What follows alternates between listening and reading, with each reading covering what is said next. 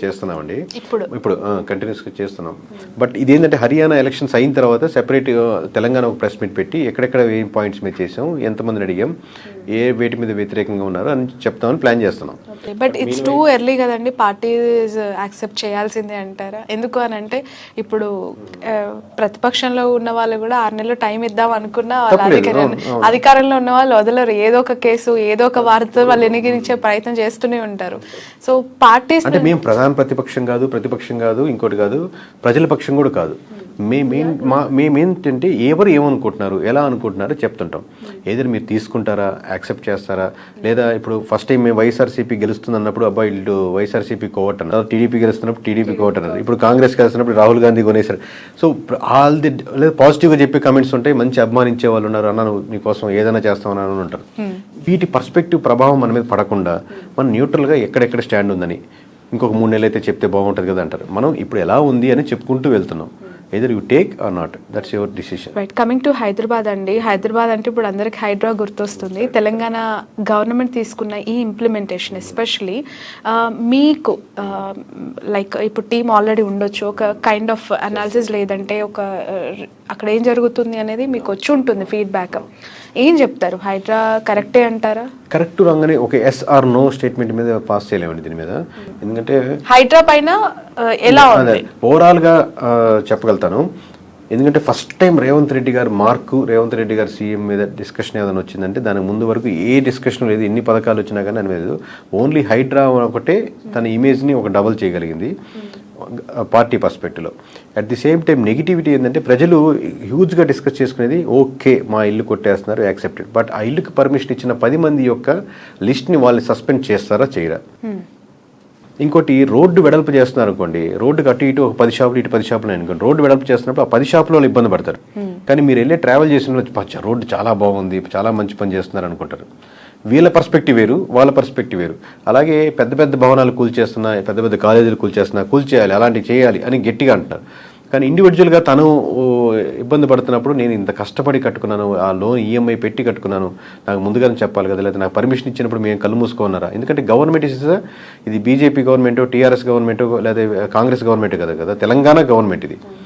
So ఈ రాష్ట్రం form అయినప్పటి నుంచి తెలంగాణ గవర్నమెంట్ లేదా ఏపీ గవర్నమెంట్ ఉన్నప్పటి నుంచి. కానీ ఇంతకుముందు ఇప్పుడు దాకా ఏం చేశారు ఇన్ని రోజులు అనే క్వశ్చన్ ఆబ్వియస్గా రైజ్ అవుతుంది. సో ఇవన్నీ కలబురుచుకొని చెప్పాలంటే, ఒకటి ఓవరాల్గా స్టేట్లో చూస్తే పీపుల్ ఆర్ మోర్ రైట్ అని అంటున్నారు. బట్ ఇండివిజువల్గా ఒక్కొక్కరితో చూసినప్పుడు ఇది ముందుగానే చెప్పాలి, లేదా అప్పుడు ఏం చేస్తున్నారు, లేదా వీళ్ళని సస్పెండ్ చేశారా, మమ్మల్ని కూల్చారు కానీ దీని పర్మిషన్ ఇచ్చిన 10 మందిని సస్పెండ్ చేసిన లిస్ట్ కనపడుతుంది ఆఫీసర్స్. ఓవరాల్ గా గవర్నమెంట్ కి ఇది ప్లస్ పాయింట్ అంటారా మైనస్ పాయింట్? ఓవరాల్ గా అయితే ప్లస్ పాయింట్ అనండి. బట్ ఇన్ ద సెన్స్ నేను చెప్పాను కదా, బాధితులు అనే దానికి ఒక సెక్షన్ నెగిటివిటీ వస్తుంది. బట్ ఓవరాల్ గా మీకు దూరం నుంచి చూసినప్పుడు మెజారిటీ సెక్షన్ హైడ్రాను సపోర్ట్ చేస్తున్నారు. ఓకే ఇంకా వాళ్ళు తీసుకుంటున్న పాలసీస్ పైన ప్రజల్లో నుంచి వస్తున్న వ్యతిరేకత ఈ ఒక్క టాపికే కాకుండా మీరేం గుర్తించారంటారు ఈ 100 days? అంటే చెప్తాను, అది డీటెయిల్గా ప్రెస్ మీట్లో చెప్తాను. బట్ ఓవరాల్గా ఏంటంటే ఇది కూల్చడం అనేది నాట్ డెవలప్మెంట్ కదండి. డెవలప్మెంట్ పరంగా కోరుకుంటారు, ఒకటి ఉన్నదాన్ని పక్కది వేర్చడం, మరి కొత్తగా ఏం బిల్డ్ చేస్తారు అనేదాన్ని మీరు మీ మార్క్ ఆఫ్ పాలిటిక్స్లో చేయగలిగితే బెటర్గా ఉంటుంది. అది ఏంటి అనేది మీరు ఏ పాలసీ తీసుకొస్తే బాగుంటుంది, ఎక్కడెక్కడ. ఇప్పుడు చాలా వరకు రియల్ ఎస్టేట్ చాలా ఘోరంగా ఉంది, దాదాపుగా కొనుగోలు కానీ అమ్మకాలు కానీ బాగా అయిపోయినాయి. రియల్ ఎస్టేట్ అనుకున్నంత పుంజుగా రావట్లేదు. తన రీబ్రాండింగ్ చేసుకోవాల్సిన అవసరం ఉంది. కొత్తగా ప్రాజెక్ట్స్ అయితే చాలా వీక్గా ఉన్నాయి. At the same time BRS కూడా ఆ ఓట్ బ్యాంకింగ్ తన స్ట్రెంత్ తను నిలుపుకుంటూ ఉంటుంది పార్టీ పరంగా చూసినా కానీ. సో ఇవన్నీ క్రోడీకరించుకొని ఆబ్వియస్గా స్టెప్స్ తీసుకోవాల్సి వస్తుంది. ఈ మధ్య కాలంలో కాంగ్రెస్లోకి భారీ వలసలు ఉండబోతున్నాయని చెప్పి మనం బాగా వార్తలు విన్నామండి. ఇక్కడ ఏం జరుగుతుంది, బీఆర్ఎస్ ఖాళీ అయిపోతుందా, జీరో అవుతుందా అనే స్టేజ్ వరకు ఆలోచనలోకి ప్రజలు వచ్చేసిన క్రమంలో అరికపూడి గాంధీ గారి ఇష్యూ మీరు చూసే ఉంటారు, పాడి కౌశిక్ గారు చేసిన ఆ తర్వాత అవన్నీ కూడా ఆగిపోయినట్టు అనిపిస్తుంది. నిజంగానే అంటే బీఆర్ఎస్ ఫ్యూచర్ ఎలా ఉండొచ్చు అంటారు? ఇప్పుడు మీకు ఎప్పుడు కూడా లాంగ్ టర్మ్ గా లోకల్ ఉన్న పార్టీకి, ఆ స్టేట్ లో ఉన్న పార్టీకి ఎప్పటికీ అడ్వాంటేజ్ ఉంది. బట్ మీరు నిలబడగలగాలి.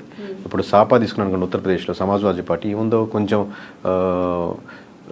ఒక కమ్యూనిటీకి బాగా సపోర్ట్గా ఉంటుంది అనుకున్నప్పటికీ కూడా లాంగ్ టర్మ్ చూస్తే అసలు ఇంపాసిబుల్ అనే కేసు కానించి పాసిబుల్గా వైపు వచ్చారు కదా. సో ఇక్కడ చూసుకుంటే మీకు ఏపీలో టీడీపీ ఉంది, జనసేన ఉంది, వైఎస్ఆర్సీపీ ఉంది. ఇవన్నీ స్టేట్కి సంబంధించిన పార్టీలు, లోకల్ పార్టీలు. బట్ ఇక్కడ తెలంగాణ చూస్తే ఒకే ఒక పార్టీ ఉంది, ఆప్షన్ లేదు, బీఆర్ఎస్ ఒకటే ఉంది. అంటే అంత ఫోర్స్గా ఉండేవి. జనసేన రీసెంట్ టైమ్స్లో ఫామ్ అయింది కానీ బీఆర్ఎస్ టీడీపీ గురించి మనం ప్రాంతీయ పార్టీలుగా ఎమర్జ్ అయ్యి అట్లా సస్టైనిటీ అనేది ఓవరాల్ అంటే తెలంగాణలో ఓన్లీ బీఆర్ఎస్ తప్పితే ఇంకో ఆప్షన్ లేదు కదా. సో ఈ రోజు కాబట్టి లాంగ్ రన్ ఉంటుంది. ఇంకోటి మీరు పార్టీ వ్యక్తులు మారిపోతున్నారు, క్యాండిడేట్లు అటు మారిపోతున్నారు అనేది ఇప్పుడు most of the vote banking 80% party vote banking ఉంటుందండి. ఇప్పుడు ఈజీగా మొన్న మనకు గెలిచిన 160 పైన నియోజకవర్గాల్లో దాంట్లో ఎవరు పెట్టినా గెలిచిన నియోజకవర్గాలు ఒక 50-60 ఉంటాయి క్యాండిడేట్ సంబంధం లేకుండా. ఎందుకంటే ఆ పార్టీ ఓట్ బ్యాంకింగ్ వాళ్ళు టర్న్ అవుతున్నప్పుడు ఎవరైనా గెలుస్తారు. సో అలా ఉన్నప్పుడు క్యాండిడేట్ మారినంత మాత్రం పార్టీ వీక్ అవుద్ది, కొద్దిగా అవుద్ది కానీ but majority party vote banking still ఉంటుంది. దాని ఇంపాక్ట్ చూసుకోవాల్సిన అవసరం లేదు. మన ఓట్ బ్యాంకింగ్ ఏంటి, ఇంకా బెటర్గా ఏం చేస్తే బాగుంటుంది. నా క్వశ్చన్ అది, బెటర్మెంట్ కోసం బయటికి వస్తే కేసీఆర్ గారు బాగుండు, ఇంకా యాక్టివిటీ పెంచితే బాగుండు, హైదరాబాద్ బాధితులు పెరిగిపోతున్నారు, అనుకున్నంత స్థాయిలో ప్రతిపక్షం ఇక్కడ రెస్పాండ్ అవ్వట్లేదు అనే వాళ్ళకి, అంటే కేసీఆర్ గారు కనిపించట్లేదు, కవిత గారు రిలీజ్ అయినా బయటికి ఈ కైండ్ ఆఫ్ ఒక మాటలు వినిపిస్తుంది. ఇప్పుడు మనం ఆబ్వియస్లీ యాక్సెప్టెడ్ ఫ్యాక్ట్ ఏంటంటే కేసీఆర్ గారు మామూలుగా ఆయన వయసు రీత్యానో లేకపోతే వృద్ధాప్య రీత్యానో లేకపోతే ఉన్న హెల్త్ ఇష్యూస్ పరంగా ఆబ్వియస్గా అన్ని నియోజకవర్గాలు ఫస్ట్ తిరిగేసి అక్కడ ఇంతకుముందు పెట్టినట్టు తెలంగాణ ఉద్యమం చేసినట్టు చేయలేరు. So obviously you have to take a decision who is the next leader అని తీసుకొని కేటీఆర్ గారు లేకపోతే ఇంకోటి ఆ ముందు ఫ్రంట్ ఎండ్లో ఉంచుకొని వాళ్ళు ఆ వెగరస్గా చేసే పనులు గట్టిగా పీపుల్ మేము ఉన్నాము, ఇది మా తెలంగాణ, మా పార్టీ ఉంటాము, బీఆర్ఎస్ ఉంటుంది అనేది గట్టిగా నిలబడగలగాలి. అదైతే కొంచెం లాగింగ్లోనే ఉంది. ఓకే సార్, ఇంతకుముందు మీరు అన్నట్టు బీజేపీ ఎప్పుడు ఒక సిద్ధాంత ధోరణి, లైక్ ఒక సిద్ధాంత పార్టీ, ఆర్ఎస్ఎస్ భావజాలం అంటారు, లేదంటే సనాతన ధర్మం అంటారు, హిందుత్వ అంటారు, ఇలాంటి ఎజెండాస్ అన్ని బోర్ కొట్టేసాయి ప్రజలకి, ఇంకా లైవ్లో ఉన్నాయి. లేదు అట్లా ఉంటుందండి, ఆ ఓట్ బ్యాంకింగ్ ఎప్పుడు ఉంటుంది. బట్ మీకు గెలవాలంటే కావాల్సిన vote banking curve vote banking కదా. ఓన్లీ మనకంటూ ఒక ఓట్ బ్యాంకింగ్ పడింది కదా అనుకునేది సరిపోదు కదా. అప్పుడు కరువు ఓట్ బ్యాంకింగ్ ఎందుకు వచ్చింది? కాంగ్రెస్ నుంచి షిఫ్ట్ అయినటువంటి ఓట్ బ్యాంకింగ్ బీజేపీ వైపు చూసింది. కోర్ ఓట్ బ్యాంకింగ్ ఇప్పుడు ఉంటుంది, రేపు ఉంటుంది, రేపు పొద్దు పర్సెంట్ తగ్గొచ్చు కానీ అది ఎప్పటికే ఉంటుంది. బట్ కరువు మీరు గెలవాలంటే మీరు మోస్ట్ ఆఫ్ ది థింగ్స్ దీని మీదే కాన్సన్ట్రేట్ చేస్తే అవతల వైపు వెళ్తారు. మీరు డెవలప్మెంట్ వైపు, మేము వచ్చాక స్కూల్స్, హాస్పిటల్స్, లేదా ట్యాక్స్ పరంగా, లేదా అన్ఎంప్లాయ్మెంట్ పరంగా, లేకపోతే ఇచ్చే బెనిఫిట్స్ పరంగా, లేదా బ్యాంక్ లోన్స్ పరంగా, లేదా ఉమెన్ ఎంపవర్మెంట్ ఈ విధంగా జరిగినాయంటే మీరు పక్కా కాంగ్రెస్ అయినా కానీ నేను బీజేపీ గవర్నమెంట్లో నేను ఈ కంపెనీ పెట్టుకొని నేను ఈ బెనిఫిట్ పొందాను, నేను ఇలా లాభపడ్డాను, మా కుటుంబం ముందుకెళ్ళిందని ఫీల్ అయితే మీరు ఆబ్వియస్లీ బీజేపీ షిఫ్ట్ అవుతారు. మీరు సనాతన ధర్మం కోర్ బేసిక్ మీద వెళ్తున్నారంటే అది దాటేసి వచ్చారు కదా, మీరు ఇంకా అక్కడే ఉండిపోకూడదు. ఇందాక మధ్యలో చెప్పినట్టు స్టార్టింగ్లో కులం, మతం, ప్రాంతం, విద్వేషం ఏదైనా కానీ వీటి బేస్తో వచ్చినప్పుడు ఇనిషియల్గా ఉపయోగపడుతుంది కానీ దాని బేస్ మీద లాంగ్ రన్ ఉండదు. Coming to AP, Andhra Pradesh result ఒకసారి గుర్తొస్తే అందులో కేకే గారు ఖచ్చితంగా గుర్తొస్తారు ప్రతి ఒక్కరికి మైండ్లో. ఎందుకంటే that figure announce by you అది చాలా సెన్సేషన్ అయింది. మొన్న 2024కి సంబంధించి నేను మాట్లాడుతుంది. ఎలా ఉందండి 100 రోజుల పరిపాలన? కూటమి ప్రభుత్వం కంప్లీట్ చేసుకుంది. మీరు ధీమాగా చెప్పారు వస్తుంది ఈ కూటమి గవర్నమెంట్ ఫామ్ చేస్తుంది అని చెప్పారు. అంతే కాన్ఫిడెంట్గా అనుకున్న స్థాయిలో ఈ ప్రభుత్వం పనిచేస్తుంది, కూటమి ప్రజలకి చేస్తామన్నది చేస్తుంది అని అనిపించిందా? మీ అజంప్షన్ అంటే మీ అనాలిసిస్ ఏంటి? ఇంత చెప్పినట్టు హర్యానా ఎలక్షన్స్ అయిపోయిన వెంటనే మళ్ళీ ఇంకోసారి రివైవ్ చేసుకొని ఇప్పుడు ఆల్రెడీ ఉన్న డేటాని ఇంకొంచెం ఎక్స్ట్రా యాడ్ చేసుకుని, ఎందుకంటే మేము ఏం చెప్తున్నా కానీ లక్షలాది మంది అలా కాన్షియస్గా చూస్తున్నారు. సో మేము ఏం చెప్తున్నా నెంబర్స్ పరంగా చాలా కాన్షియస్గా చెప్పాల్సిన స్టేట్ ఏపీ. మిగతా కూడా అలాగే చెప్తుంటాం, బట్ ఇంకా మోర్ కాన్షియస్ ఎమోషనల్ కనెక్షన్ ఉంటుంది కాబట్టి. బట్ మేము చెప్పింది ఏంటంటే ఇప్పుడు అదే నేను రిపీట్ చేస్తున్నాను, సోషల్ మీడియాలో మీకు ఆబ్వియస్లీ ప్రతి పార్టీకి ఒక హైప్ క్రియేట్ చేయాలని వర్క్ చేసేవాళ్ళు అంటారు. అది ఇప్పుడు ఆ మార్క్తో పోలిస్తే అంత మార్కు రియాలిటీలో లేదు. ఆబ్వియస్లీ గ్రౌండ్ రియాలిటీలో అదే ఎక్స్పెక్టేషన్స్ లేవు. అది రకరకాల ఆస్పెక్ట్స్, ఎవరెవరు నెగిటివిటీగా ఉన్నారు, ఎవరెవరు కోపంగా ఉన్నారు అనేది. ఒకటి ఏంటి 100 డేసే కదా, ఇంకా చూడాలి కదా, ఇంకొక 100 డేస్ చూడాలి కదా. ఆబ్వియస్లీ 100 డేస్ కదా, 360 డేస్ అయినా మేము తక్కువ అంటే తక్కువ అని చెప్తాం, పెరుగుతుంటే పెరుగుతుందని చెప్తాం. ఇర్రెస్పెక్ట్ ఆఫ్ వాళ్ళు ఏమనుకుంటున్నారో మేము చెప్పం కదా, ప్రజలు ఏమనుకుంటున్నారో క్రోడీకరించుకొని చెప్తాం ఓవరాల్గా. దట్ డజంట్ మీన్ దట్ వీళ్ళంతా వైఎస్ఆర్సీపీకి ఈరోజు 100 రోజుల తర్వాత షిఫ్ట్ అవుతున్నారు కాదు కదా. ఇప్పుడు ఏంది గవర్నమెంట్ మీద ప్రజలు ఏమనుకుంటున్నారు, ఇంకా ఏం చేస్తే బెటర్గా బాగుంటుంది అనుకుంటున్నారు అనేది ఇవి డీటెయిల్స్ మేము చెప్పేది. ఇప్పుడు ప్రస్తుతానికి ఏమనిపించింది అని కొన్ని పాయింట్స్ అయినా చెప్తారా? ఎక్కడి నుంచి కొంత అసంతృప్తి వస్తున్నట్టు కనిపిస్తుంది, ఏ సెక్టార్ నుంచి? అఫ్ కోర్స్ మీరు అన్నారు ఒకటి యాక్సెప్ట్ చేయాల్సిందే. చాలా మందితో నేను కూడా మాట్లాడినప్పుడు 100 రోజులే కదా, ఇంకా చాలా కాలం ఉంది, డిసైడ్ చేద్దాం, ఇంకా టైం ఉంది అన్నారు. బట్ అదర్ సెక్టార్స్ కూడా ఉన్నాయి కదా. అదే ఇప్పుడు ఓవరాల్గా పథకాలు అనేది ఇంకా ఫుల్ ఫ్లెడ్జ్డ్గా రాలేదు. ఇంకా దానికి మొత్తం పథకాలు వేసే టైం పడుతుంది. చూద్దాండి, మొత్తం పథకాలు వచ్చేదాకా టైం పడుతుంది అనుకుని ఒక థాట్ ప్రాసెస్లో అతను ఉంటుంది. తను అనుకుని ఇంకా రాలేదని అనుకుంటాడు. లేదు, పథకాలన్నీ వచ్చాక తనకు కావాలనుకున్నటువంటి డెవలప్మెంట్ స్కూల్స్ కానీ ఇంకోటి కానీ ఇంకా నాకు ఇంకా ముందుకు రాలేదు కదా, లేకపోతే నా రోడ్డు ఇంకా కాలేదు కదా, ఇంకా దీనికి ఆర్డర్ వచ్చిందా రాలేదు, ఇంకా ఎన్ని రోజులు ఏంటి. ఇప్పుడు ఆబ్వియస్గా గవర్నమెంట్ ఫామ్ అవ్వగానే ఇది రోడ్డు ఫామ్ అయిపోద్ది అని ఎక్స్పెక్ట్ చేస్తూ ఉంటాడు. లేదా గవర్నమెంట్ ఫామ్ అవ్వగానే నాకు ఇష్యూస్ పోలీస్ స్టేషన్స్లో రికవర్ అవుతాయి, నా కేసెస్ త్వరితగతిన రిజాల్వ్ అవుతాయి అనుకుంటాడు. సో ఆ పరంగా ఇంకా వెళ్ళినప్పుడు కొంచెం అసంతృప్తి స్టార్ట్ అవుద్ది. మీరు వెంటనే ఏది ఇష్యూస్ ఐడెంటిఫై చేసి రిజాల్వ్ చేయగలిగితే ముందుకెళ్తారు.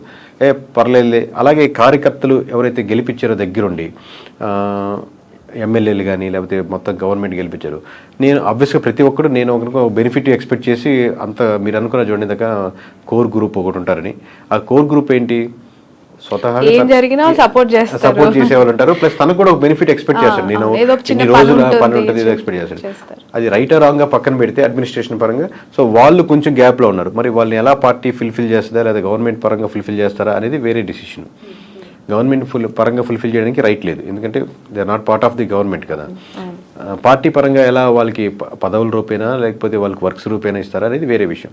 సో ఎన్ని క్రోడీకరించి చెప్తున్న మాట ఏంటంటే ఆన్ గ్రౌండ్ రియాలిటీలో మటుకు కంపారిటివ్లీ మీకు సోషల్ మీడియాలో చూపించినంతైతే అద్భుతంగా తృప్తిగా ఉన్నట్టుగా కనపడటం లేదు. కేకే గారు, సోషల్ మీడియా, డిజిటల్ మీడియా లేదంటే శాటిలైట్ ప్రింట్ మీడియాల ప్రభావం ప్రధాన పార్టీల పనితీరు పైన ఎంతవరకు ఉంటుందంటారు? మీరు ఇంతకాలం ట్రావెల్ చేశారు కాబట్టి. ఎందుకంటే ఒకరు అంటారు అసలు ఇవి ఇన్ఫ్లుయెన్సే కాదు, గ్రౌండ్లో ఉన్న రియాలిటీ వేరంటారు. మరొకరు అంటారు అసలు ప్రజల నాడిని ఏ టీవీ ఛానల్ ఏ జర్నలిస్టు పట్టుకోలేరని ఇంకొకరు అంటారు.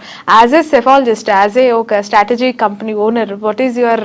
ఖచ్చితంగా మనకు అందరికి అర్థమయ్యే ఎగ్జాంపుల్, మనకు బిర్యానీ పైన గార్నిషింగ్ చేస్తాం చూడండి. ఆ గార్నిషింగ్ చేసినప్పుడు లేదా ఫోటో చూపించినప్పుడు అద్భుతంగా కనపడుతుంది. అది నిజంగా అంతే అద్భుతంగా ఉందనుకోండి, అది ఇంకా అది డబల్ రేట్ తీసుకెళ్తుంది. గార్నిషింగే అద్భుతంగా ఉంది, లోపల బిర్యానీ మనం ఒక ముద్ద తినగానే అబ్బా ఇంత దారుణంగా ఉంది, ఈ ఫోటో చూసి ఇక్కడికి వచ్చామా అని మనం వెనక్కి వెళ్తాం చూడండి. సో మీకు సోషల్ మీడియాలో అతను స్లో మోషన్ నడుస్తుంటే వీరుడు సూర్యుడు ధీరుడు అని చెప్పి ఆయన బ్యాక్గ్రౌండ్ సాంగ్ పెట్టింది అటెన్షన్ బయట చూపించడానికి మనకు వస్తుంది. లోపల నియోజకవర్గానికి అక్కడ అతను ఎక్కడెక్కడ ప్లాట్లు వేస్తున్నా కానీ అతను పర్సంటేజ్ జరగడం, కబ్జా జరగడం, ఇవన్నీ వాళ్ళు నవ్వుకుంటారు, వాళ్ళేమో అద్భుతం అనుకుంటారు. సో సోషల్ మీడియా అనేది ఉపయోగపడుతుంది, అది రియాలిటీగా ఉన్నప్పుడు కూడా. రియాలిటీని కాకుండా పూర్తిగా పర్పెండిక్యులర్గా బ్లఫ్ చేస్తున్నప్పుడు ఆ నియోజకవర్గంలో పెద్ద ఓటు డిఫరెన్స్ ఉండదు. మొత్తం స్టేట్ అంతా కూడా తన వైపు చూసినా కానీ ఆ లోకల్ నియోజకవర్గంలో తను ఓడిపోతాడు. ఎగ్జాగరేట్ చేసినా పనికిరాదు అంటారు. అది రియాలిటీ అన్నప్పుడు పనికొస్తుంది, దగ్గరగా ఉన్నప్పుడు.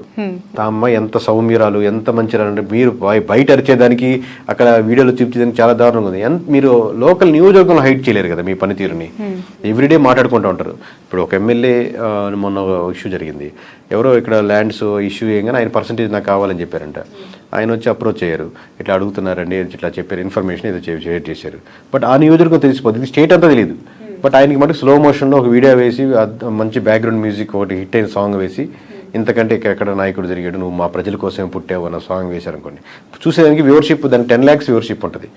రేపు పొద్దున అలా అంత ఓటింగ్ దాంట్లో పడదు కదా. సో ఈ సెఫాలజిస్ట్లని ఇలాంటి కంపెనీస్ ఒక ఐపాక్ అవ్వచ్చు, ఒక ప్రశాంత్ కిషోర్ అవ్వచ్చు, ఒక కేకే కావచ్చు, ఒక ఆరా మస్తాన్ కావచ్చు, ఇలాంటి కంపెనీలని నమ్ముకోవద్దు.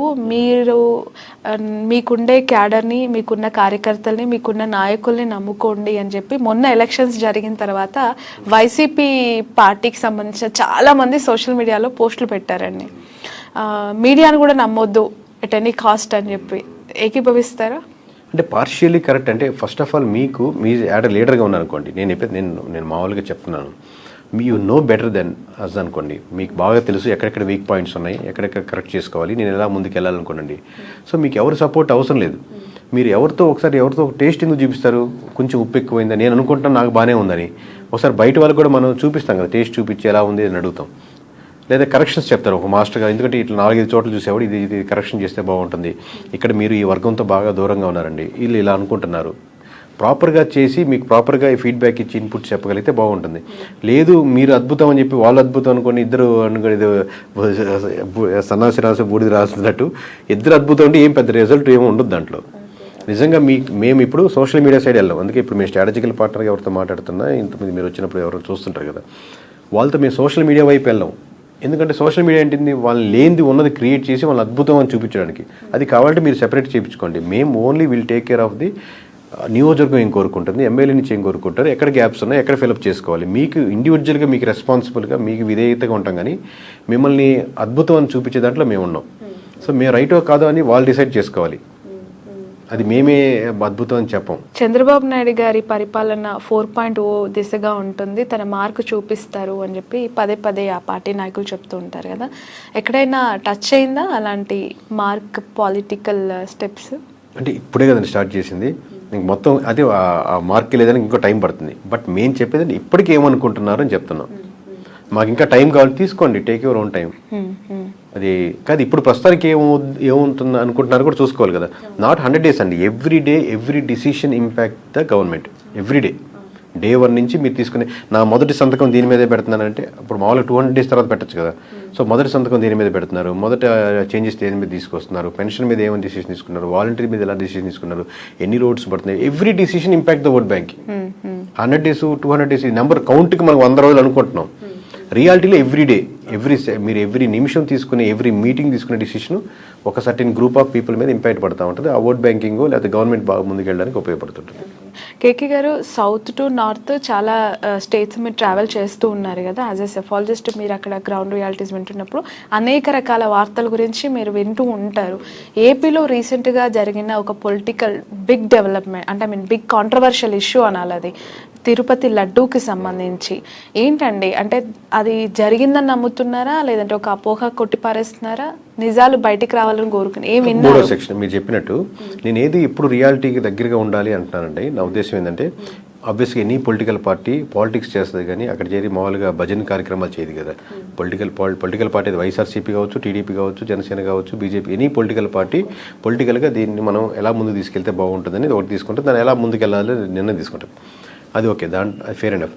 బట్ నేననేది ఏంటంటే రియాలిటీ వైజ్గా కూడా ఎక్కడో మహారాష్ట్రలో చూసేవాడు రియాలిటీ ఏం జరుగుతుందో తెలుసుకుంటే అడ్వాంటేజ్ ఉంటుంది అనుకుంటున్నాను.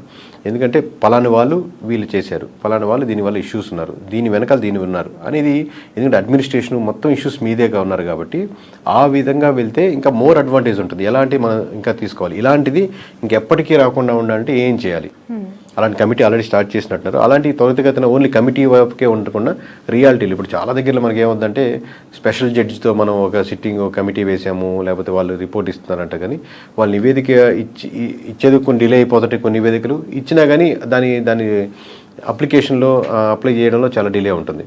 అలా కాకుండా ఇంకెప్పటికీ ఇలాంటి ఇష్యూస్ జరగకుండా ఉండేదానికి ఎంత స్ట్రెంథన్ చేస్తే బాగుంటుంది అనేది కార్యరూపంలో నిజాయితీకి దగ్గరగా ఉంటే బాగుంటుంది. తప్పు జరిగింది, అది నిజాలు బయటికి రావాలని కోరుకోవడం ఓకే, కానీ అంటే అధికారం కోల్పోయిన ప్రతిపక్ష పార్టీనే చేసింది అని చెప్పి ఒక ఆరోపణ చేయటం వల్ల ఇందులో నష్టపోయింది ఎవరు అని మీకు కనిపిస్తుంది? లైక్ అంటే అక్కడ ఉన్న ప్రతిష్ట దెబ్బతింది అనుకుంటున్నారా, లేదంటే వీళ్ళకు పొలిటికల్గా కొంత ఫెచింగ్ పాయింట్ లా కనిపిస్తుందా, ప్రతిపక్షంకే నెగిటివ్ అయింది? అంటే ఇది 2 యాంగిల్స్ అండి. ఒకటి, మనకు ఎక్కడైనా ఒక ఇష్యూ జరిగిందంటే అది మనం దానికి సంబంధించినటువంటి టీటీడీ కానీ ఇది బోర్డు, మనం ఎవరికి రెస్పాన్సిబుల్, ప్రజలకి రెస్పాన్సిబుల్గా ఉన్నాం కదా టీటీడీ సంస్థ. సో టీటీడీ ఖచ్చితంగా వాళ్ళకి చెప్పాలి కదా అనేది ఒక టైప్ ఆఫ్ ఆర్గ్యుమెంట్. ఒక టైప్ ఆఫ్ ఆర్గ్యుమెంట్ ఏంటంటే అసలు మనం దాని యొక్క రెప్యుటేషన్ని కోల్పోకూడదు కదా. రేపు పొద్దున బయట ఉండేవాడు హర్యానా మేము మహారాష్ట్ర చేస్తుంటే అక్కడ మాట్లాడుతున్నా ఈ అంశాలు మాట్లాడుతున్నారు, మేము ఏపీ నుంచి వచ్చాము కానీ ఈ అంశం అడుగుతున్నారు, ఏమవుతుంది క్యావరే వదరు అని. సో అక్కడ ఉన్న రెప్యుటేషన్ కూడా ఇంపార్టెంట్ కదని దీన్ని ఎక్కడో దగ్గర బ్యాలెన్స్డ్గా తీసుకోవాలి. బయట ఉండేవాడు ఒక స్టాండ్ తీసుకోవచ్చు, చెప్పాలి ఖచ్చితంగా అందరు ప్రజలకు తెలియకపోతే ఎలా అనే ఒక స్టాండ్ ఉంటుంది, అసలు చెప్పకూడదు బయటికి వెళ్ళిపోతే ఎలా అని. బట్ ఓవరాల్ రియాలిటీ ఏంటంటే ఎక్కడో దీన్ని బ్యాలెన్స్ చేసుకొని మనకు కావాలనుకునేది ఏంటంటే ఆ రెప్యుటేషన్ పెంచుకుంటూ ఇలాంటి ఎక్కడ రిపీట్ కాకుండా ఎంతవరకు చెప్పాలో ఎంతవరకు చెప్పకూడదు నిర్ణయాలు తీసుకొని రియాలిటీకి దగ్గరగా ఉండాలి అంటున్నాను నేను. ఓకే, సో ఖచ్చితంగా మొన్న లడ్డూ ఇష్యూ అయితే కొంత ఇంపాక్ట్ చూపించింది అంటారు? 100%. ఎందుకంటే ఇప్పుడు మిగతా అంశాలు ఏవీ లేవు, ఓన్లీ లడ్డు అంశమే రాష్ట్రంలో మొత్తం మీద హాట్ టాపిక్ అయి డిస్కస్ చేసుకుంటారు కదా. సో ఆబ్వియస్లీ అది ఇంపాక్ట్ చూపించింది రాష్ట్రంలోనే, దేశంలో భక్తులు, సో కాల్డ్ మనకు వెంకటేశ్వర స్వామి నమ్ముకున్న భక్తులు కానీ లేదా దాన్ని అబ్జర్వ్ చేస్తున్న వాళ్ళు కానీ. బీజేపీకి సంబంధించి 1 more క్వశ్చన్ అండి. ఇప్పుడు ఏపీలో కూటమిలో భాగస్వాములు అయ్యారు, పోటీ చేశారు, కొన్ని గెలుచుకున్నారు సీట్లు. తెలంగాణ విషయానికి వస్తే ఇక్కడ కూడా 8 ఎంపీ ఎమ్మెల్యేలు, ఒక ఎమ్మెల్సీ, ఒక ఆర్ఎస్ తీసుకున్నారు. ఓకే, అక్కడ లడ్డూ విషయంలో ఎక్కువగా రియాక్ట్ అయ్యింది ఒకరు జనసేన నుంచి పవన్ కళ్యాణ్ గారు అయితే, మరొకరు బీజేపీ పార్టీ యువమోర్చా అవ్వచ్చు, లేదంటే అనుబంధ సంఘాలు కావచ్చు, బీజేపీ యువ నాయకులు కావచ్చు రియాక్ట్ అయ్యారు. జగన్ గారి ఇంటి మీద కలర్స్ వేయడం కానీ, ధర్నాలు చేయడం కానీ, రాకుండా అడ్డుకుంటామని వార్నింగ్లు ఇవ్వడం కానీ. ఇక్కడున్న హైదరాబాద్ ఎంపీ క్యాండిడేట్ కూడా తిరుపతికి వెళ్ళి ఆవిడ అక్కడ ధర్నా చేస్తాను, అడ్డుకుంటాను జగన్ గారిని అని చెప్పి వార్నింగ్ ఇచ్చే పరిస్థితి.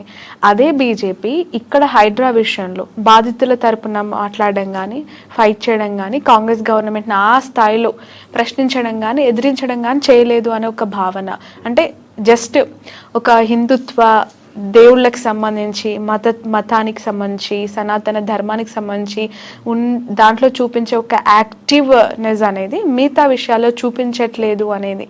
అదే కదండి మామూలుగా ఇప్పుడు ఇక్కడ పాయింట్ ఏంటంటే మనం ఇంటర్వ్యూలో స్టార్టింగ్ చెప్పినట్టు కోర్ బీజేపీకి ఉన్న ఓట్ బ్యాంకింగ్ అదే వచ్చిన ఫిలాసఫీ ఇప్పటికీ కూడా ఇన్ని ఇయర్స్ తర్వాత కూడా మతానికే ఓట్లు పడతాయని నమ్ముతున్నారా? అలానే నమ్మాలి అంటే ఓట్ బ్యాంకింగ్ ఉంటుంది. మీకు చెప్పింది ఆ కరువు రావడం కష్టం, దానికంటే ఒక ఉన్న ఓట్ బ్యాంకింగ్ దానికి ఉంటుంది.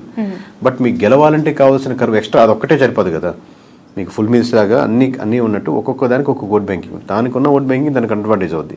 బట్ ఎక్స్ట్రా ఓట్ బ్యాంకింగ్ రావాలంటే మీరు చెప్పినట్టు ఈ బీజేపీ అనేది not only this issue, other issues మతం రిలేటెడ్ కాకుండా మిగతా ఇష్యూస్ కూడా దాన్ని ప్రొటెక్ట్ చేస్తుంది, దాన్ని స్ట్రాంగ్గా డిఫెండ్ అవుతుంది, దానిగా నిలబడుతుందని ప్రజలు బలంగా నమ్మితే ఆ కరువు తీసుకురాగలుగుతారు. లేదంటే మీకు ఇప్పుడు నార్త్లో ఎందుకు మనంత గంటాపదంగా చెప్పగలుగుతున్నాం, రానున్న అన్ని ఎలక్షన్స్లో ఎందుకు ఓడిపోతుందంటే ఆ కరువు తీసుకోలేకపోతుంది, మిగతా ఇష్యూస్ మీద అంత స్ట్రాంగ్ కాన్సన్ట్రేషన్ చేయలేకపోతుంది. ఎక్కడో ట్యాక్స్ కానీ, అన్ఎంప్లాయ్మెంట్ కానీ, లేకపోతే ఫార్మర్స్ కానీ, ఇక్కడెక్కడో లేదా కొంత గ్రూప్ ఆఫ్ పర్సన్స్కి బెనిఫిట్ చేయడం కానీ, ఇక్కడ ప్రజలు దాన్ని బలంగా నమ్ముతున్నారు. సో దానికి అనుగుణంగానే బీజేపీ నడుచుకుంటుంది, అలాగే ఉంటుంది అన్నప్పుడు ఏంటంటే ఇంక ఎక్స్ట్రా మైలేజ్ రాదు. సో మీరు చెప్పినట్టు టీటీడీలో ఇష్యూస్ వచ్చింది, మాట్లాడండి, సనాతన ధర్మం గురించి నిలబడండి, తప్పులేదు. At the same time other issues కూడా మీరు ప్రొజెక్ట్ చేయగలిగితే అది అడ్వాంటేజ్ అవుతుంది. మిగతా వాళ్ళు BJP is working in 360 degrees అనేది భావన వస్తే ఎక్కువ ఓట్ బ్యాంకింగ్ మీకు షిఫ్ట్ అవుతుంది. 21-21 స్ట్రైక్ రేట్తో విన్ అయిన జనసేన పార్టీ చీఫ్ పవన్ కళ్యాణ్ గారు తీసుకుంటున్న స్టెప్స్ కేవలం బీజేపీ కోసమే పనిచేస్తున్నాయి. బీజేపీకి జనసేన ఒక బి టీం అనే ఆరోపణలు, అతని మీద మొన్న చేసిన దీక్షలు అవ్వచ్చు, ఆ ప్రాయశ్చిత్త దీక్షలు అవ్వచ్చు, ఇవన్నీ చూస్తున్నప్పుడు కామన్ పీపుల్ నుంచి వస్తూ ఉంది. నిజంగానే అతను సనాతన ధర్మం కోసం పోరాడడం అంతవరకు ఓకే, కానీ బీజేపీ సిద్ధాంతాలు వాళ్ళ లైన్ ఎలా ఉందో ఏపీలో ఉన్న పవన్ కళ్యాణ్ గారి లైన్ అలానే ఉందనే ఆరోపణలు, అవి ఎంతవరకు కరెక్ట్ అంటారు? ఆ పార్టీకి మైలేజ్ చేకూరుస్తాయంటారా? అంటే మీకు మ్యాథ్స్లో చిన్నప్పుడు ఇంటర్సెక్షన్స్, యూనియన్స్ అవి చూస్తుంటారు లేదో, అంటే 2 సర్కిల్ ఉంటాయి కామన్గా, ఇట్లా 2 సెక్షన్లు ఇంటర్సెక్షన్ అనుకోండి. కామన్గా ఇప్పుడు పవన్ కళ్యాణ్ గారి ఓట్ బ్యాంకింగ్లో ఇంటర్సెక్షన్ ఓట్ బ్యాంకింగ్ ఉంటుంది. అంటే అది పవన్ కళ్యాణ్ గారిని నమ్మేవాళ్ళు, అట్ ది సేమ్ టైం బీజేపీని నమ్మేవాళ్ళు, సిద్ధాంతపరంగా ఇద్దరు కామన్గా ఉండాలనుకునేవాళ్ళు. అలాగే కోర్గా పవన్ కళ్యాణ్ గారికి ఇంకో సెపరేట్ ఓట్ బ్యాంకింగ్ ఉంటుంది.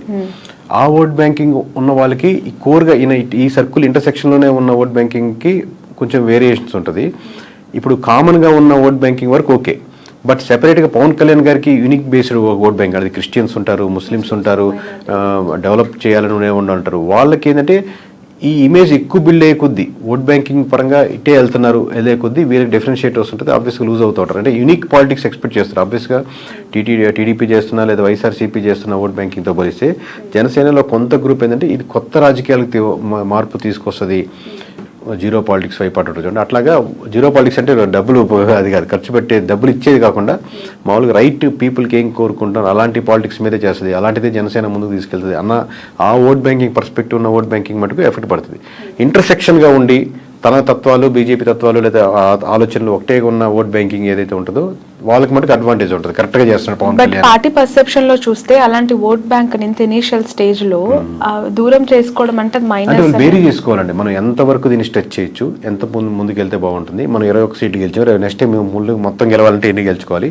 ఓవరాల్గా కంట్రీలో బీజేపీ యొక్క పరిస్థితి ఇప్పుడు ఎక్కువ బీజేపీ లూజ్ అవుతుంది అనుకోండి, దాంతోపాటు దాని మీద నిలబడ్డ వాళ్ళు కూడా లూజ్ అయిపోతూ ఉంటారు.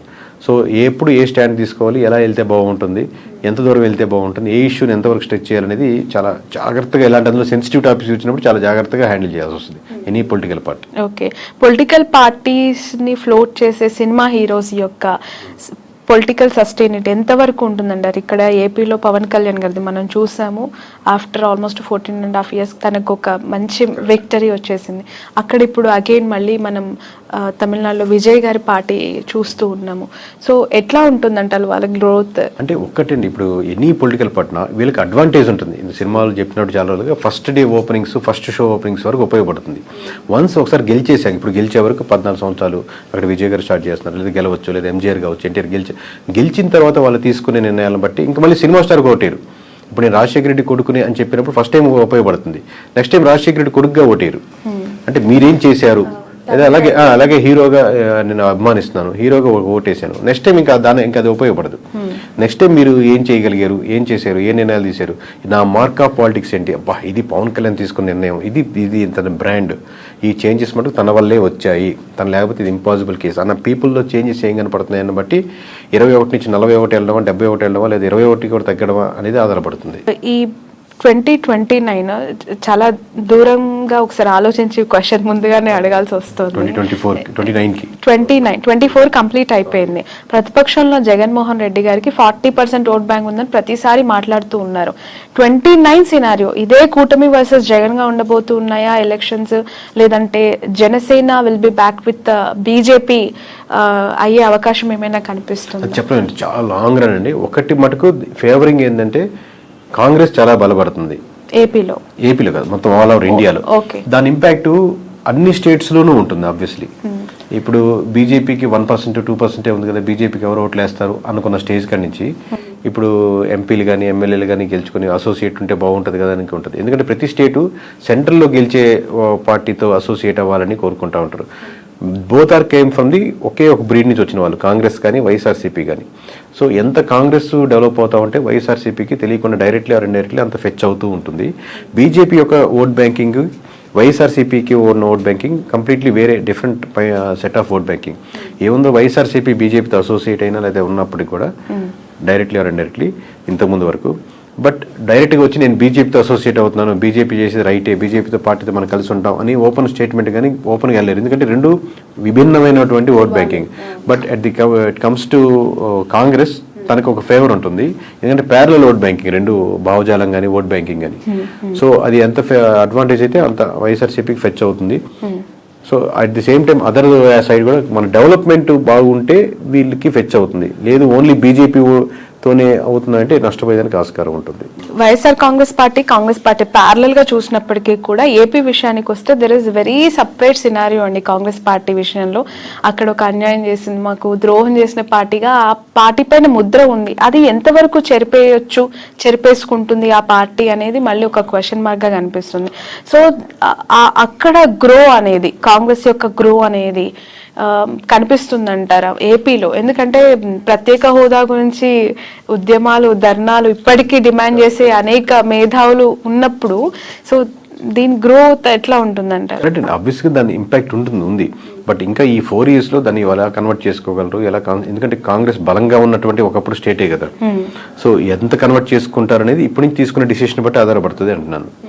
ఇప్పటికైతే మామూలుగా కాంగ్రెస్కి ఓట్ బ్యాంకింగ్ ఇక్కడ ఏపీ వరకు పెరిగిపోయింది, అద్భుతంగా ఉందని లేదు. బట్ నేనేంటంటే నేషనల్ వైడ్ నుంచి ఇంపాక్ట్ వస్తున్నప్పుడు దాని ఇంపాక్ట్ ఎంతో కొంత ఆంధ్రప్రదేశ్ మీద కూడా పడేదానికి ఆస్కారం ఉంది. ఇప్పుడు మనం కూడా అబ్జర్వ్ చేస్తుంటారు కదా సెంట్రల్లో ఏ గవర్నమెంట్ రాబోతుంది అనేది. సో దాని ఇంపాక్ట్ దీని మీద పడుతుంది అంటున్నాను. ఇప్పుడు కూటమి ప్రభుత్వానికి సంబంధించి 3 పార్టీల కూటమి ఇది.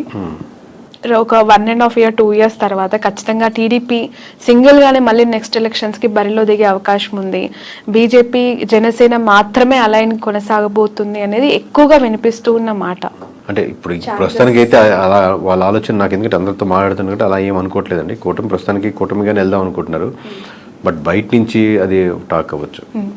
ఎందుకనంటే ఎక్కడో ఇంటర్నల్ గా కొన్ని క్లాషెస్ అయితే స్టార్ట్ అయ్యాయి. అవి ఉంటాయి మేడం, ఎందుకంటే ఒక వైఫ్ అండ్ హస్బెండ్ మీద 100 ఇష్యూస్ ఉన్నట్టు అబ్వియస్గా ఇది 2 పార్టీలు, 2 డిఫరెంట్ భావజాలు ఉంటాయి, 2 వీళ్ళ ఆస్పిరేషన్స్ ఎక్కువ ఉంటాయి. ఎప్పటికైనా టీడీపీ కార్యకర్తలు ఏమనుకుంటారు, చంద్రబాబు నాయుడు గారే ఉండాలి, తర్వాత లోకేష్ గారే ఉండాలి, ముందుకెళ్ళాలనుకుంటారు. జనసేన కార్యకర్తలు ఈ రోజు కాకపోయినా రేపైనా మా వాడు సీఎం అవ్వాలి, గెలవాలి, ముందుకెళ్ళాలనుకుంటారు. సో ఆబ్వియస్గా లేదా లోకల్ ఆస్పిరేషన్స్ ఉంటాయి, క్యాస్ట్ ఈక్వేషన్స్ ఉంటాయి, ఆబ్వియస్గా ఆ చిన్న వైరుధ్యాలు ఉంటాయి. లేదా ఇక్కడ బొమ్మ పెట్టారు, ఇక్కడ బొమ్మ తీసేసారు, మా వాడి దగ్గర ఏవో ఉంటాయి. బట్ ఇట్లన్నింటినీ కలబెట్టుకొని ముందు మాట్లాడుకుంటే రోజు మీటింగ్ పెట్టుకుంటే ఎలా ముందుకు వెళ్తారని బట్టి ఉంటుంది. బట్ కలిసి ఉంటే వాళ్ళకున్న బలం విడిపోతే ఇద్దరికీ ఉండదు.